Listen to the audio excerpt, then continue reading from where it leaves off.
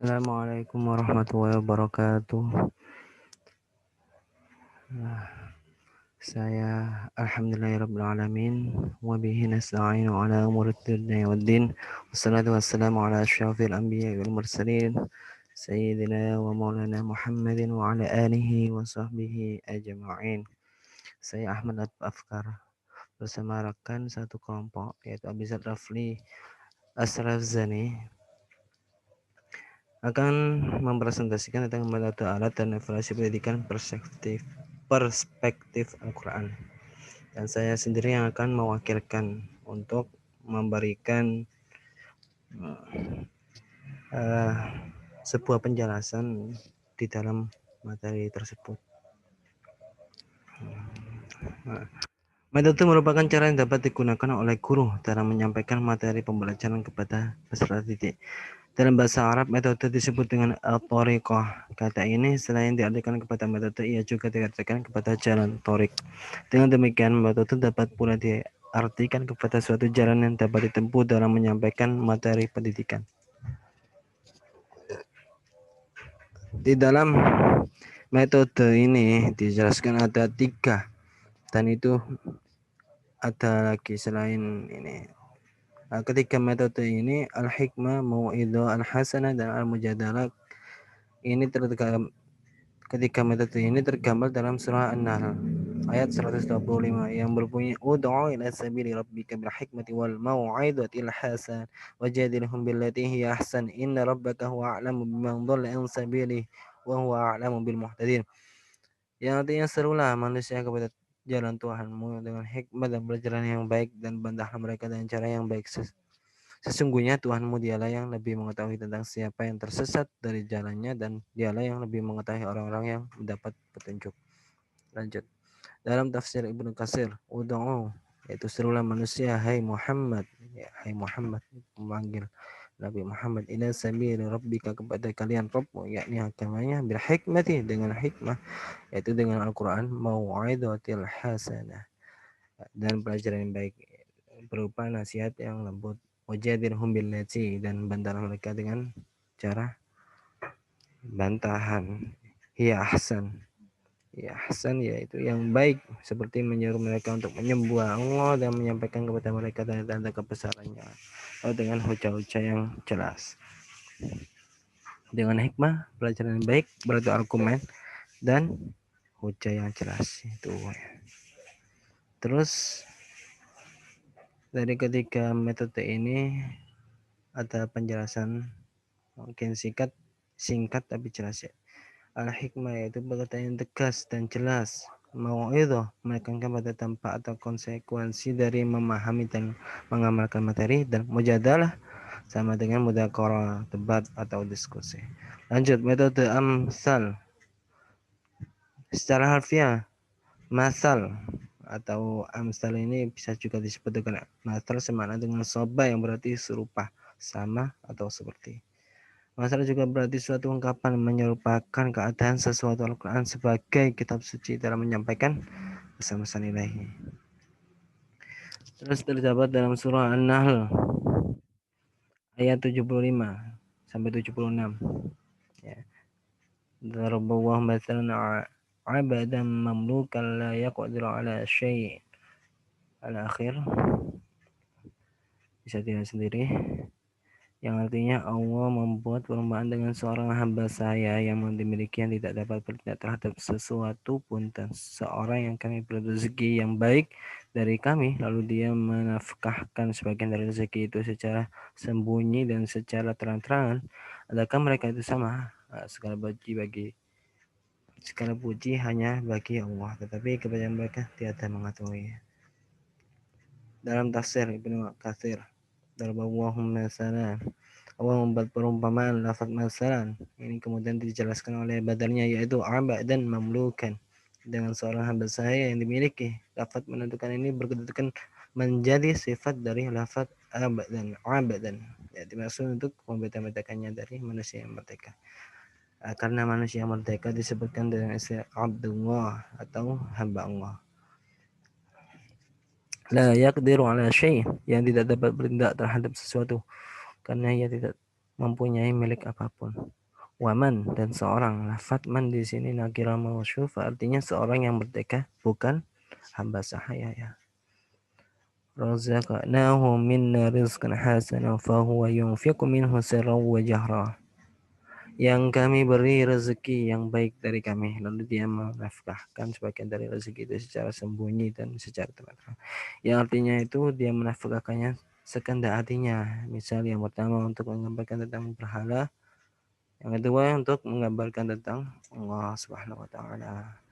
Sebenarnya ada metode cerita, yaitu ada dua di dalam metode cerita dengan bertanya dan menjawab. Pertanyaan itu salah satu kayak bahasa Al-Qur'an.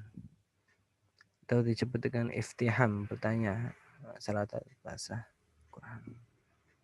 Banyak ayat dan surat yang dimulai dengan pertanyaan. Kemudian setelah itu ia menjawab pertanyaan tersebut. Terus ada menjawab mestilah berdasarkan ketentuan Allah. Penjelasannya dari metode cerita yaitu materi pembelajaran dalam menyikapi kebenaran yang dibawa Nabi. Dalam hal ini bukan Nabi kita yaitu Nabi Muhammad SAW, tetapi Nabi Musa. Dan kita mengenai kekuasaan Allah, ayat tersebut menceritakan kisah Nabi Musa dan umatnya Bani Israel. Suatu ketika di masa tersebut terjadi kasus pembunuhan seorang anak orang kaya. Kisah di atas merupakan metode penyampaian materi akhlak dan akidah tersebut. Sikap Bani Israel terhadap Nabi Musa sepatutnya jangan ditiru, karena ia merupakan sikap atau perilaku yang tercela. Manusia dituntut agar apa saja yang diperintahkan Rasul itu dijalankan, karena semua yang datangnya dari Rasul itu berasal dari yang Maha Esa, yaitu Rabb kita Allah, karena ia lebih tahu. Dan melalui cerita ini pula peserta didik dapat memahami kekuasaan Allah, di mana dia bisa berbuat apa saja yang dikehendakinya, walaupun bertentangan dengan perkiraan atau nalar manusia. Terus ada ayat Al-Quran yang menggunakan cerita dalam mengajar manusia. Itu terdapat dalam surah Al-Baqarah ayat 67 sampai 73. Ini bisa diperhatikan. Ya. Wa qala Musa liqaumihi inna Allaha ya'murukum an tadbahu baqarah al-akhir. Bisa dilihat sendiri di dalam surah Al-Baqarah ayat 67 sampai 73. Terus ada evaluasi pendidikan. Evaluasi merupakan komponen yang sangat penting dalam pembelajaran. Jika pembelajaran diartikan kepada aktivitas pencarian dan transfer ilmu pengetahuan dan informasi yang bertujuan agar terjadi perubahan pada diri siswa dalam bentuk penambahan ilmu pengetahuan dan perubahan perilaku, maka evaluasi merupakan komponen yang akan mengukur penambahan dan perubahan perilaku tersebut. Terus ada tujuan dan bentuk evaluasi berdasarkan pengertian evaluasi yang disebutkan dalam terma Al-Quran. Pertama, untuk menguji daya kemampuan manusia beriman terhadap berbagai macam problem kehidupan yang dialaminya. Jadi Allah juga mengevaluasi diri kita dari diberinya ujian berupa problem-problem. Ini terdapat dalam surah Al-Baqarah ayat 155 sampai 157 dijelaskan. وَلَنَبْلُوَنَّكُمْ بِشَيْءٍ مِنَ الْخَوْفِ وَالْجُوعِ وَنَقْصٍ مِنَ الْأَمْوَالِ وَالْأَنْفُسِ وَالثَّمَرَاتِ وَبَشِّرِ الصَّابِرِينَ الَّذِينَ إِذَا أَصَابَتْهُم مُّصِيبَةٌ قَالُوا إِنَّا لِلَّهِ وَإِنَّا إِلَيْهِ راجعون أولئك عليهم صلوات من ربهم ورحمة وأولئك هم المهتدون. Sungguh akan kami berikan cobaan kepadamu dengan sedikit ketakutan, kelaparan, kekurangan harta, jiwa dan buah-buahan, dan berikanlah berita gembira kepada orang-orang sabar, yaitu orang-orang yang apabila ditimpa musibah mereka mengucapkan inna lillahi wa inna ilaihi raji'un. Mereka itulah yang mendapat keberkatan yang sempurna dan rahmat dari Tuhan mereka, dan mereka itulah orang-orang yang mendapat petunjuk bentuk perbuatan dan bentuk peristiwa.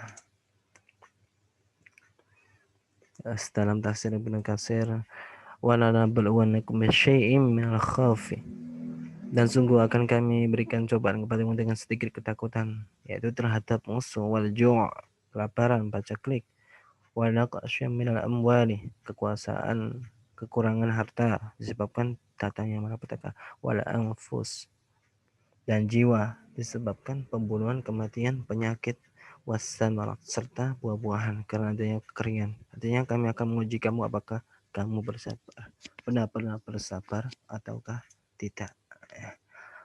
Terus wabasyiris sabirin, hanya kamu tidak menyadarinya, artinya mengetahui keadaan mereka ya.